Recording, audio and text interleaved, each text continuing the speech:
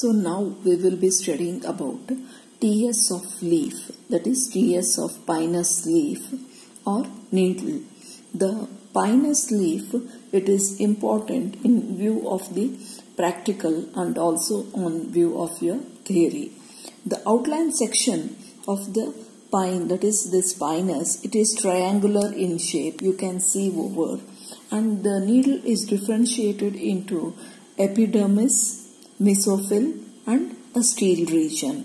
Now coming over to the epidermis, see the epidermis, as you can just see here, it is being marked, their label, that is, it is a single layer, the epidermis, what you see here, it is a single layer with tangentially elongated cells and thickly cuticularized cells. You have this tangentially elongated cells and also you have a cuticularized cells, that is cuticle is present, and here and there you will be seeing many sunken stomata present on the face of the epidermis. You can see the sunken stomata present on both, that is the upper epidermis, that is on all the sides of the epidermis.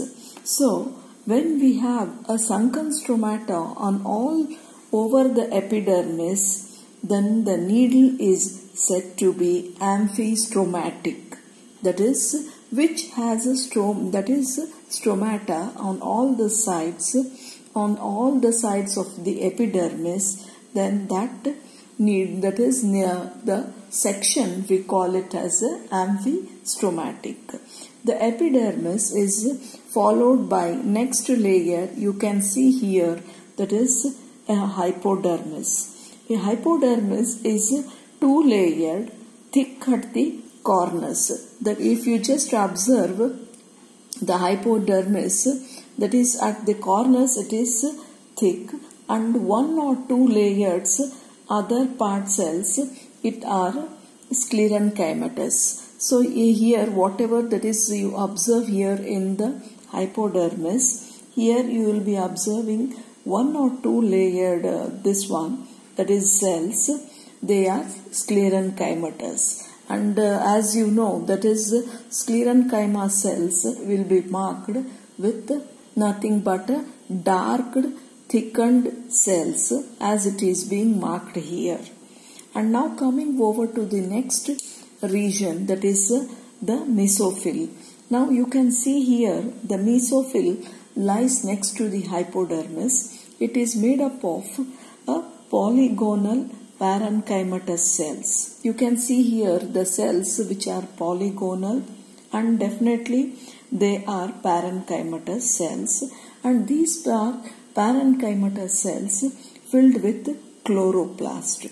Numerous plate-like structure, just you can see here a plate-like structure, that is a peg-like infoldings is being observed, and this peg-like infoldings what is observed, that is project into the cell cavity. You can just see here, that is a peg-like structure is being projected inwards of the cell of the cavity from the wall of the mesophyll cells. So you will be seeing much of these peg-like infoldings, and here you will be observing all this next to the, that is stomata. Next to the stomata you will be observing this. So these are also, that is nothing but mesophyll cells. And one more important thing, that is here and there you will be observing what is called resin canals. That is you will be observing the resin canals in the sclerotic hypodermis, that is in the sclerenchyma region of the hypodermis you will be observing the resin canals, and they also even in the mesophyll tissue also you will be observing. So both on the sclerenchyma and also in the mesophyll region you will be observing this resin canals. And next to the mesophyll you have a layer, this is nothing but called as endodermis, and endodermis is a single layered with barrel shaped cells, and this is followed by many layer parenchymatous cells. So next to the endodermis you have a many layered parenchymatous pericycle. So this is important, that is the pericycle which will be single layered in almost all the sections. Here you will be observing the pericycle which is a mainly what is called a many layered pericycle. Next, coming over to the what you observe here are two vascular bundles, and definitely these two vascular bundles are surrounded by a pericycle, and the vascular bundles are separated from each other by what is called as a T-shaped thick walled transfusion tissue. That is, you can see here there is a thick walled, that is something what is called flattened cells, that is what nothing but called as a transfusion tissue. So the vascular bundles, they are separated from one another by a T-shaped thick walled transfusion tissue. And now coming over to the vascular bundles, the vascular bundle is conjoint, collateral and open type. You can see here the vascular bundles. I am using the word conjoint, collateral and open type. Conjoint means they are lying side by side. Collateral, they are lying in the same plane. And open type, that is, it consists of nothing but a cambium. Then that type of vascular bundle is called as open type. Now xylem and this phloem, they are separated from one another here by what is called cambium at the base of the needle. See, at the base of the needle, just if you observe, that is, here you will be observing nothing but what is called the cambium. You can see here, that is the cambium, which is a little bit darker here. This is being present, which separates the xylem and the phloem, and this is present at the base of the needle.